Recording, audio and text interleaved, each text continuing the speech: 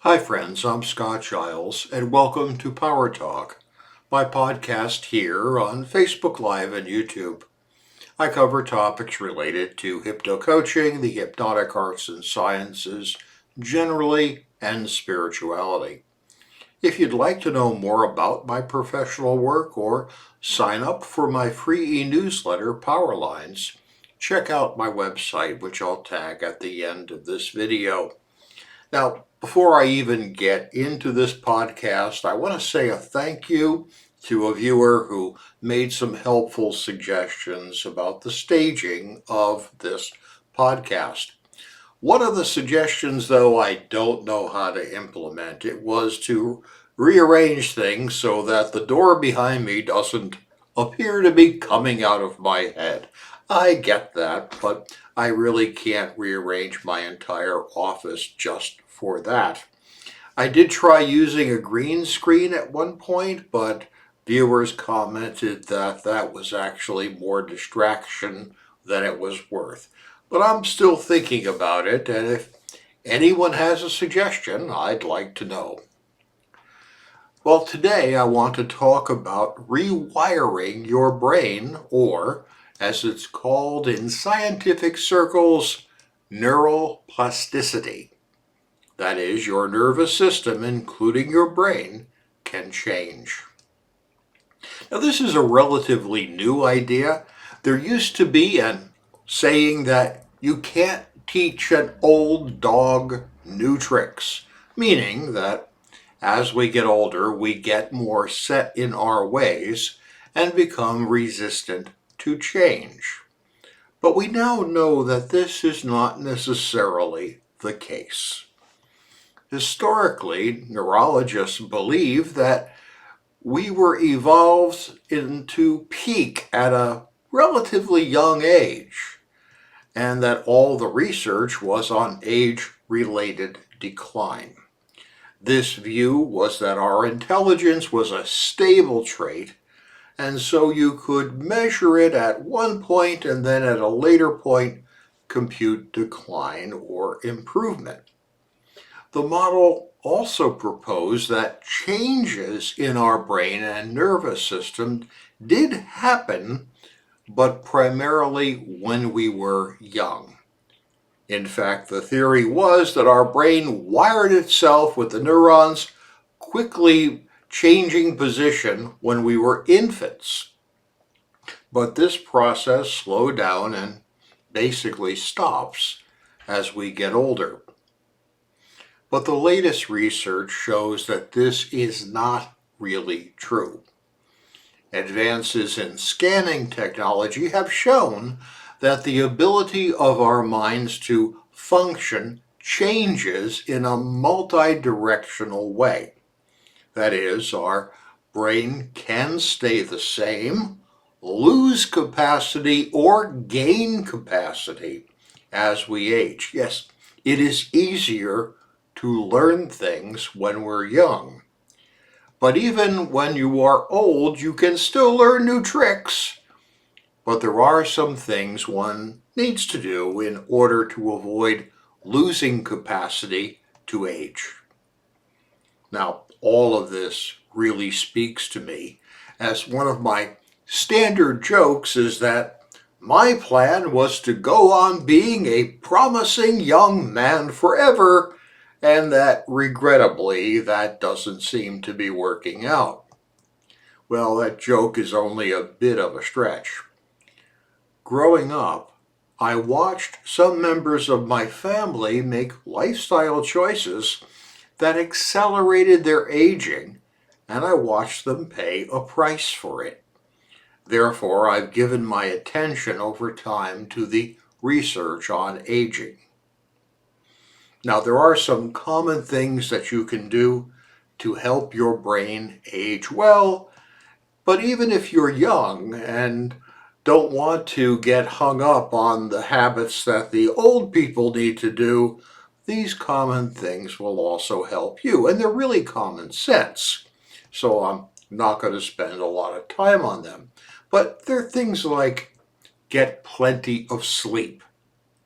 The most effective people in the world can be observed to prioritize sleep. Keep hydrated. Don't smoke or overindulge in booze. Eat clean. I run an organic scratch kitchen here. Get some exercise. Common sense stuff. If you have a healthy lifestyle, your brain will work better at any age.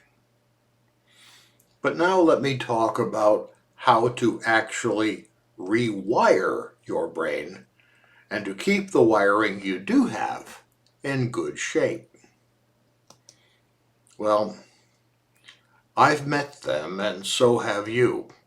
People who retired like 15 years ago and just settled into their preferences.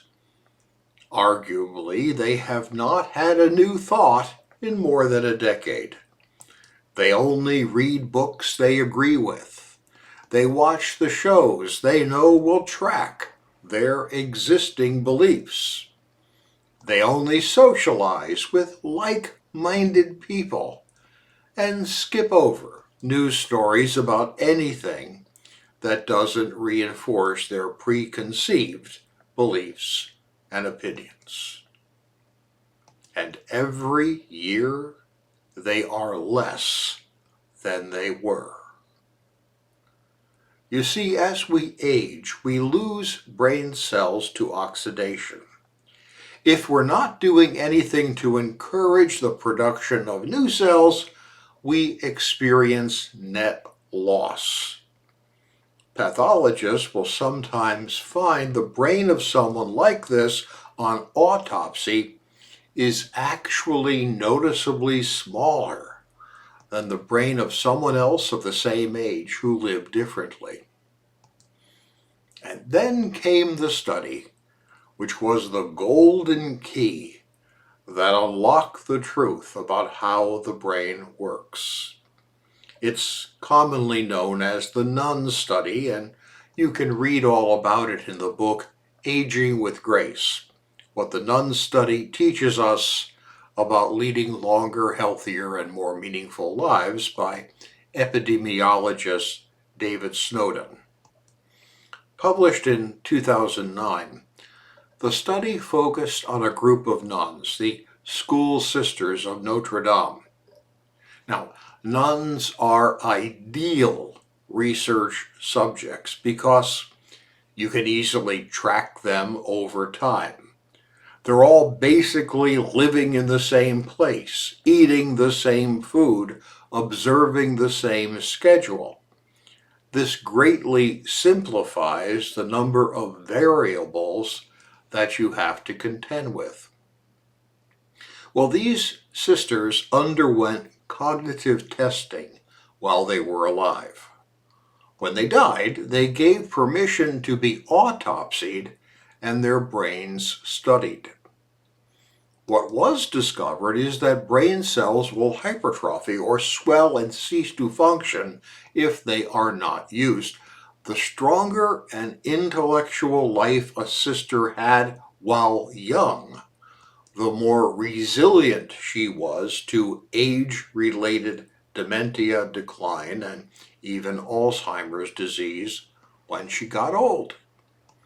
But more importantly, the more cognitively challenged she was as an adult, the better her brain held up to the ravages of age.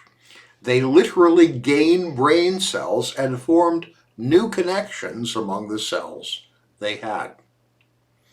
One older nun who gave no sign of decline while alive was discovered on autopsy to have had Alzheimer's disease. But she taught adolescent boys, and that kept her so on her toes that she was gaining brain capacity as fast as she was losing it to the progression of her Alzheimer's disease, and so she suffered no net loss. And that is the secret. If you keep your brain challenged, It will not only be healthier, it will change. It will rewire. It will repair itself.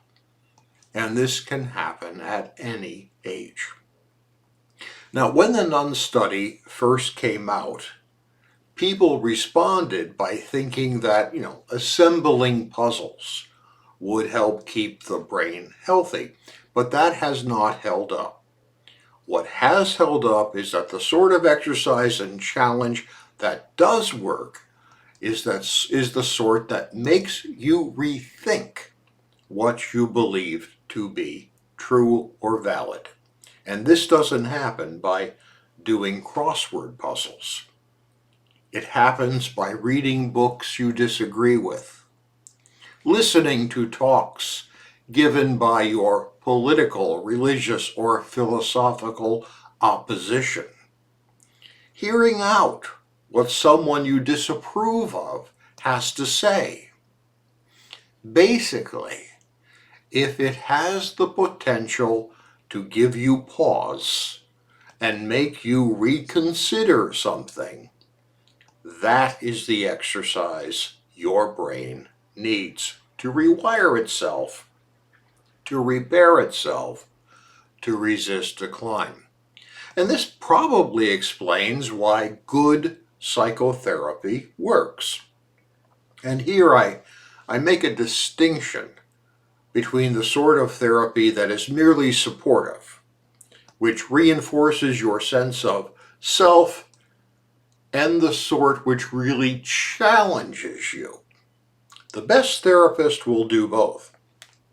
They will be supportive, yes, but they'll also let you know when they think you're full of crap and that you need to rethink what you believe. That is the kind of therapy that causes the brain to rewire, and that is the sort that causes improvement and change. A depressed or anxious client doesn't get better by being told, there, you're a nice person.